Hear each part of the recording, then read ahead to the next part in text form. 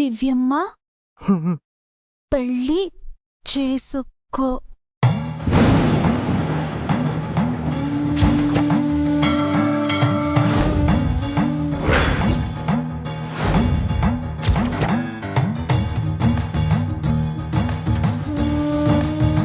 What is this? ఏం చేస్తున్నారు మీరు? ఆయన ఏదో చెప్పాలని ప్రయత్నించి చెప్పలేకపోతున్నారు సార్. Paper pen ఇవ్వమన్నారు. ఆయన ఇవ్వమంటే మీరు ఇచ్చేస్తారా? ఆయన పేషెంట్ అనుకుంటున్నారా లేక రైటర్ అనుకుంటున్నారా?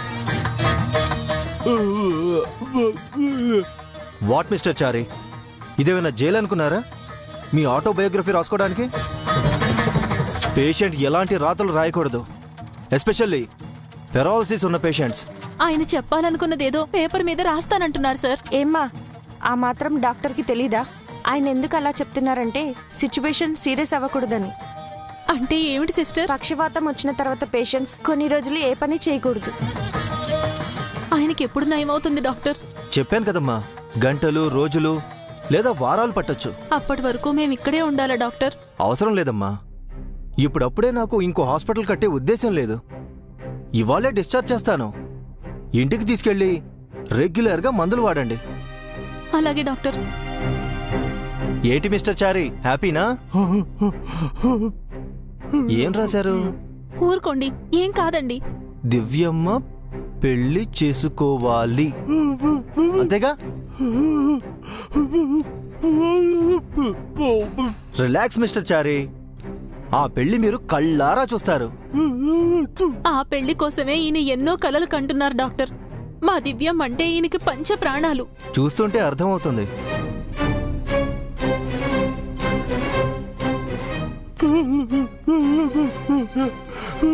అలాగేనండి, మనం ఇంటికి వెళ్ళాక మాట్లాడుకుందాం. అవును, మన చారు కేసు ఎక్కడా? శశిగారు, చారుకేసా, అంకుల్ దగ్గర ఉండకుండా ఇలా వచ్చావేంటి? నాన్నగారి దగ్గర అమ్ముందండి. అన్నయ్య రమ్మని చెప్పారా నిన్ను? లేదండి, నేనే వచ్చాను. అంకుల్ కి క్యూర్ అయ్యే వరకు నువ్వు రానవసరం లేదు చారుకేసా.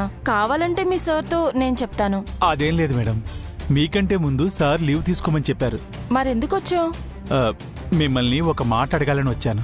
ఏంటి? మీకు అభిబాబు తెలుసా? తెలీదు. నిజం చెప్పండి. దివ్య కూడా ఈ మాటే అడిగింది. నాకు అభి ఎవరో నిజంగానే తెలీదు. ఇక్కడ మీ అన్నయ్య గారు లేరండి, అబద్ధం ఆడాల్సిన అవసరం లేదు. నేను మీ ఫ్రెండ్ని అనుకుంటే నిజం చెప్పండి. అభిబాబు మీకు తెలుసా? తెలుసు. తెలుసా? ఎలా తెలుసు మేడం? ఎప్పుడు చూశారు? ఎక్కడ కలిశారు? నేను తను ఒకరినొకరు ఇష్టపడుతున్నాం, ప్రేమించుకుంటున్నాం, పెళ్లి కూడా చేసుకోవాలనుకుంటున్నాం. అవునా? అభిబాబు ఎలా ఉంటారు మేడం? ఆయన ఫోటో ఏమైనా ఉందా? అన్నయ్య చూస్తారని ఆయన ఫోటోలేం ఫోన్లో పెట్టుకోలేదు. పోనీ పోలికలు చెప్పండి, ఎలా ఉంటారు? పొట్టా పొడిగా, తెలుపా నలుపా, అందం చదువు చెప్పండి మేడం. అది అవును, ఎందుకింతలా అడుగుతున్నావు? దివ్య కూడా అడిగింది. అభి మీకు తెలుసా? అయ్యో మేడం, మీరు లవ్ చేస్తున్న అభిబాబు ఎవరో కాదు, అమ్మాయి గారు సొంత అన్నయ్య. ఇద్దరు కవల పిల్లలు. రియల్లీ? అభి దివ్య అన్నా చెల్లెల్లా? ఈ విషయం అభిబాబు మీకు చెప్పలేదా? లేదు, తన గురించి తన ఫ్యామిలీ గురించి తను నాతో ఎప్పుడు ఏమీ చెప్పలేదు. నేను అడిగితే పెళ్లి టైంకి అంతా చెప్తాను అన్నాడు. అందుకే అన్నయ్యతోనూ నీతోనూ తన విషయం చెప్పలేదు. ఈ విషయం వెంటనే అమ్మాయి గారికి చెప్పాలి.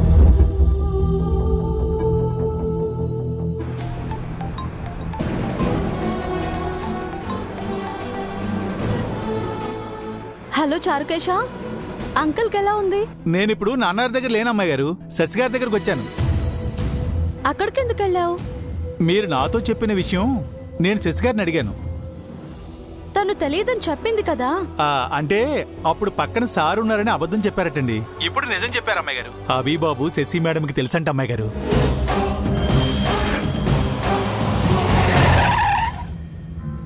నిజంగానా చారుకేశ? అవునమ్మాయి గారు, శశి మేడం అభిబాబు లవ్ చేసుకుంటున్నారంట. నా గెస్సింగ్ రైట్ అయిందన్నమాట. Thank God.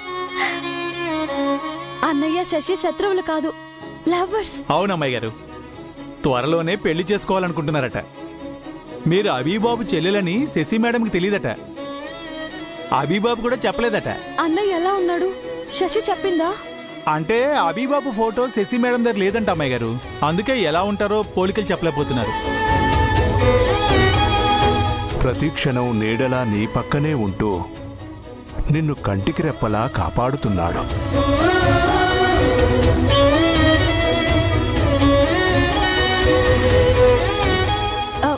చారుకేశ, అమ్మాయి గారు, అభి అన్నయ్య నా పక్కనే నా వెన్నంటే ఉన్నాడు అని స్వామీజీ చెప్పారు కదా.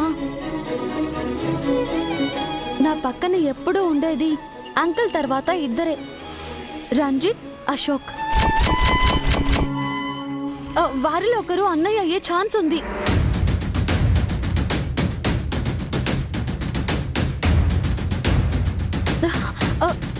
చారుకేశ, నీ దగ్గర వాళ్ళ ఫోటోస్ ఉన్నాయా? ఫోన్లో ఉన్నాయి అమ్మాయి గారు. గుడ్. శశికి చూపించు. వారిలో అన్నయ్య ఉన్నాడేమో అడుగు. నేను ఇక్కడే వెయిట్ చేస్తూ ఉంటాను. సరే అమ్మాయి గారు, చూపిస్తాను. ఏంటి చారుకేశ, దివ్య ఏమంటుంది?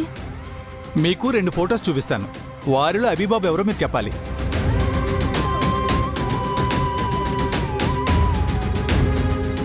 చూడండి, వీరేనా?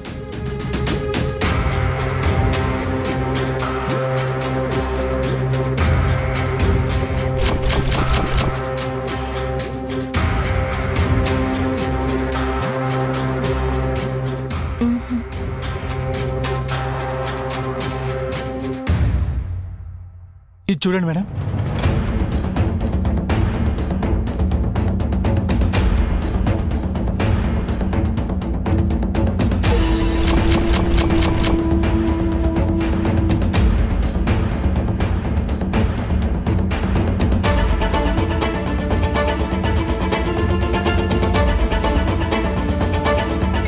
Excuse me madam. అమ్మాయి గారు, ఏమైంది చారుకేశ, అడిగావా? వాళ్ళిద్దరిలో అబీబాబు లేరట అమ్మాయి గారు. షోరా? మరి అభి అన్నయ్య ఎవరు?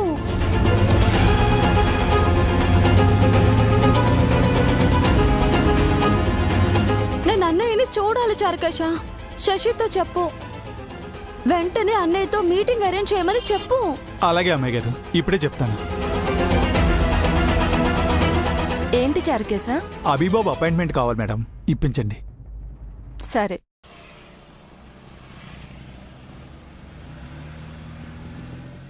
చారిగాడు ఎలా ఉన్నాడు? ఒకసారి హాస్పిటల్కి వెళ్ళి చూసొద్దాం చంద్రిక. వాడు ఉంటే ఏంటి, పోతే ఏంటి? వాడి వల్ల మనకు ఒరిగేది ఉంది? వాడి గురించి కూడా ఆలోచించాలా మనం? అంటే ఎంతైనా చారి ఈ ఇంటి కాపలా కుక్క, విశ్వాసానికి కటౌట్ లాంటోడు. ఆ కపట కుక్క వల్లే ఈ ఆస్తి ఇంకా మన చేతుల్లోకి రాలేదు. వాడు పోయాకైనా వస్తుందేమో.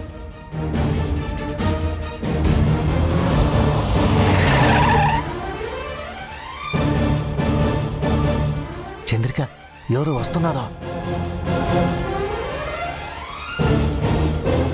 నిత్య కారు లాగుందే.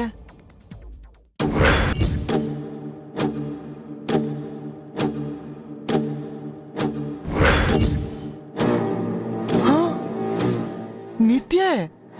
తను ఈ ఇంటికి ఎందుకు వస్తుంది? ఇది కళా నిజమా? చంద్రిక, ఒకసారి నన్ను గిల్లో.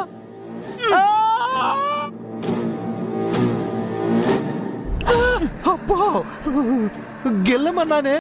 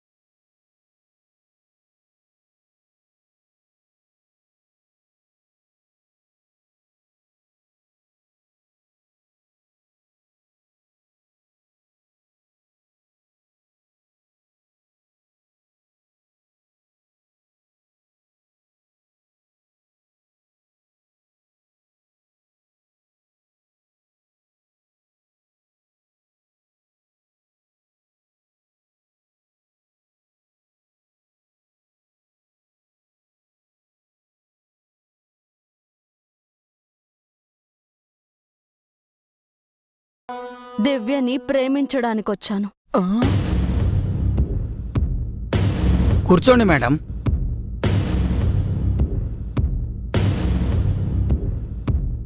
ఏంటండి అలా చూస్తున్నారు? ఇంట్లో పెద్దవాళ్ళు పిలవండి. అంటే ఏంద్రా, మేము నీకు పెద్ద మనుషుల్లా కనిపించటం లేదా? ఎక్కడ కలర్ వేసి కవర్ చేశారు కదా.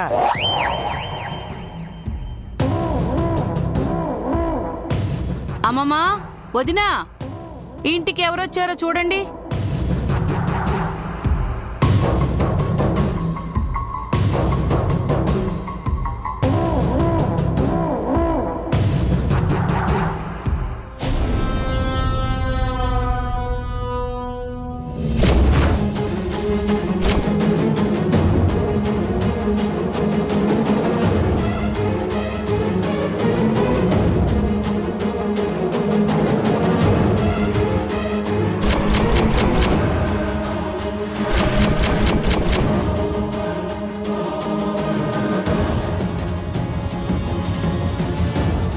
ఓసే రాక్షసి, ఎందుకొచ్చావే మా ఇంటికి?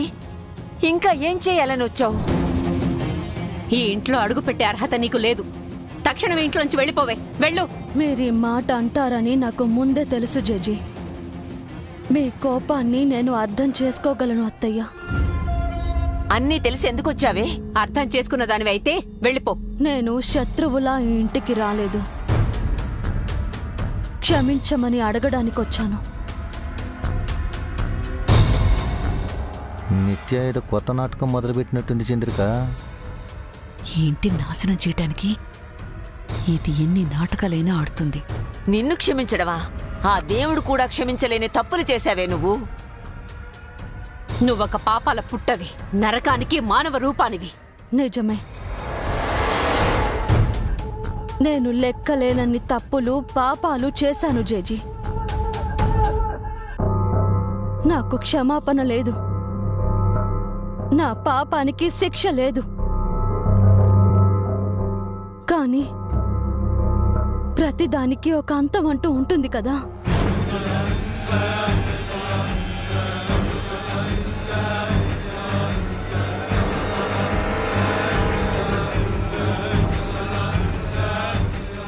నీకు అంతమేంది తల్లి, పంతానికి ప్రతిరూపం నువ్వు. పగ ప్రతీకారాలకు నిలువెత్తు విగ్రహానివే నువ్వు. నా అహం చచ్చిపోయింది, పగ చల్లారిపోయింది, కోపం కొండెక్కింది, పొగరు పొద్దుగోకింది. మానవత్వమే లేని ఈ మనిషిలో పాషాణమైన గుండె పశ్చాత్తాపాన్ని కోరుకుంటుంది.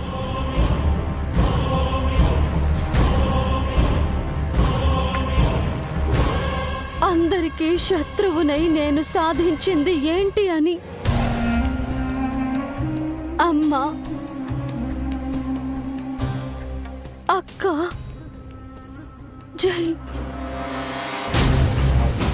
నన్ను కలలో ప్రశ్నిస్తూ ఉన్నారు. ఇకనైనా మారమని కన్నీళ్లతో వేడుకుంటున్నారు.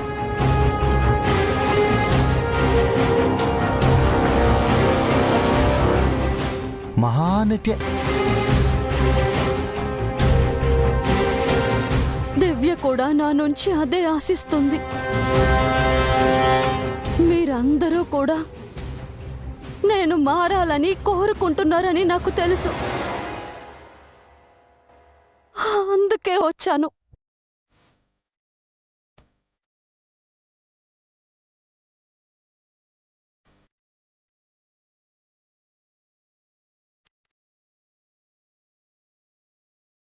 నన్ను క్షమించండి జేజీ.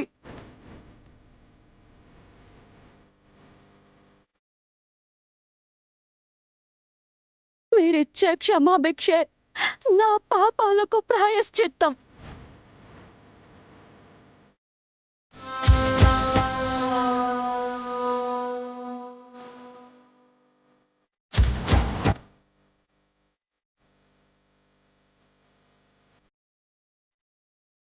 నిత్య, నా కన్నీళ్లతో మీ పాదాలని అభిషేకిస్తూ వేడుకుంటున్నాను జేజీ.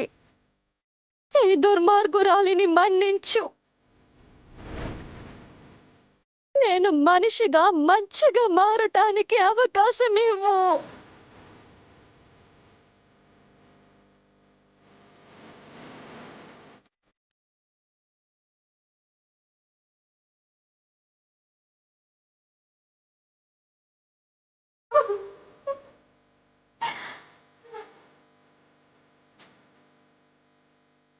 ఏమంటున్నావు అమ్మా?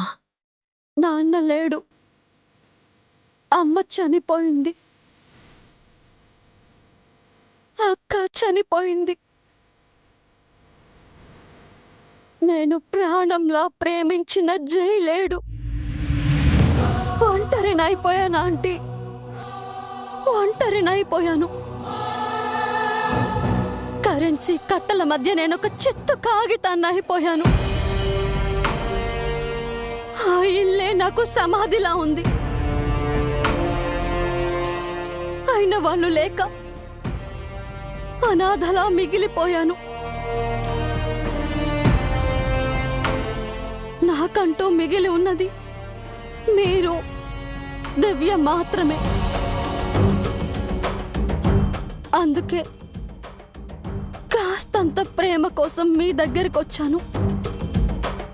మీరు కాదంటే నాకు చావే గతి.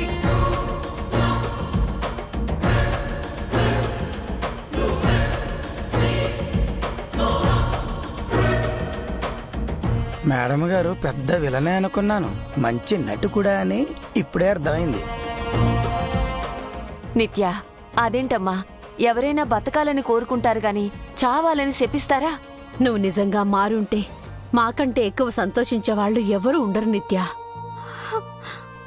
అందుకే ఆంటీ మీ దగ్గరికే వచ్చాను. ఇక నుంచి నేను మీలో ఒకరిని. నా ఆస్తి దివ్య అభిలది. వాళ్ళ పెళ్లి నా చేతుల మీదుగా జరగాలి.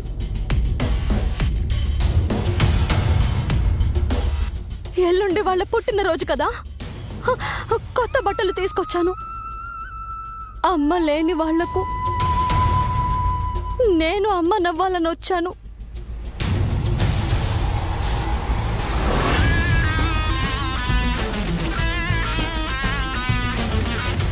జడ్జి, నేను చేసింది తప్పే.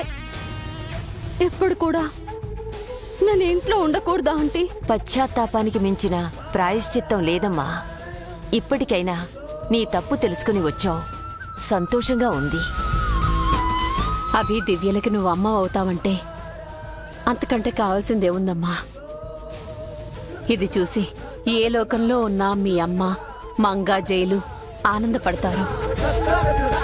వాళ్ళ ఆత్మ సంతృప్తి కోసమే నేను మారాను. నన్ను మీరు నమ్మారు, అదే నాకు సంతోషం.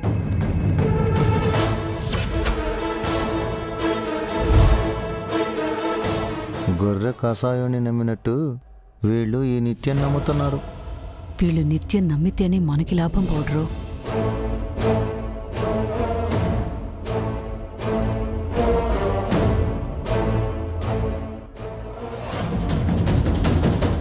అదిగో దివ్య వచ్చింది.